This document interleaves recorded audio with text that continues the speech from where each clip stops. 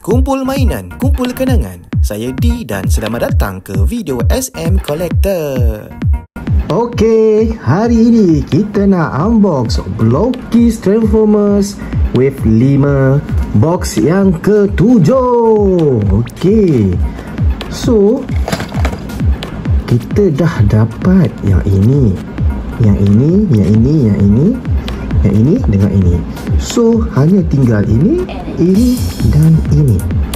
Okey, so harap-harap kita dapat ini. Ini adalah secret Optimus Prime. Okey, so ni kotak dia tak buka lagi kan.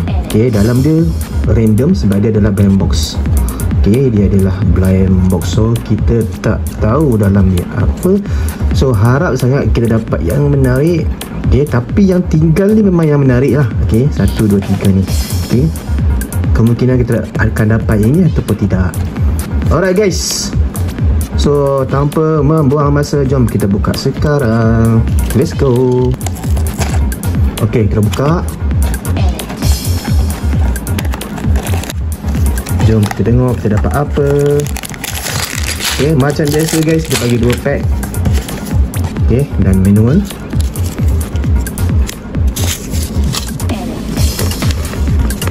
Okey, so mungkin yang kita dapat salah satu ni. Jom kita tengok guys. Kalau tangan dia warna biru, confirm Optimus Prime. Okey, kalau warna hitam sama ada Megatron tu punya ni lah. Okey, jom kita tengok kita dapat apa.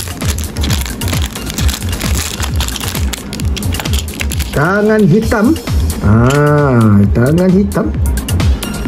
Dan tapak pun hitam. Tapak dia main hitam lah. Okey, jom kita buka ini pula. Oh, warna kuning. Warna kuning. Okey, dah keluar dah warna kuning dia. Okey, so kita dapat B127.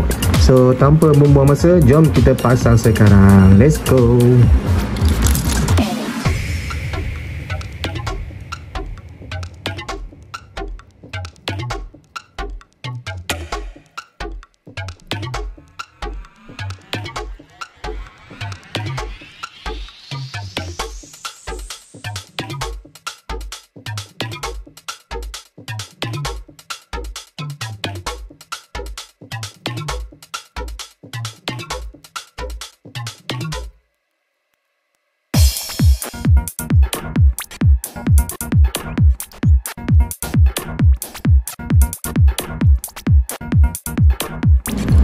Okey, dah pun siap kita punya B127.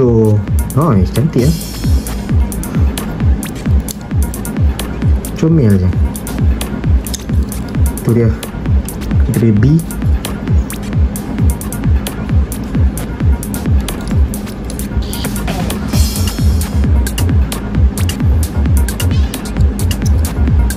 Okey, macam biasa guys, kita boleh guna tapak dia. Okey, tapak dia ni kita boleh lekatkan kaki dia dan kita boleh buat apa-apa pose tanpa dia jatuh lah. Itulah kegunaan tapak dia.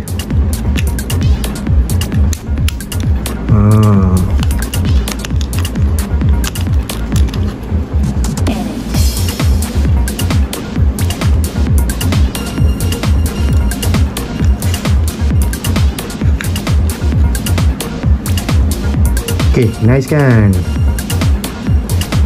B127.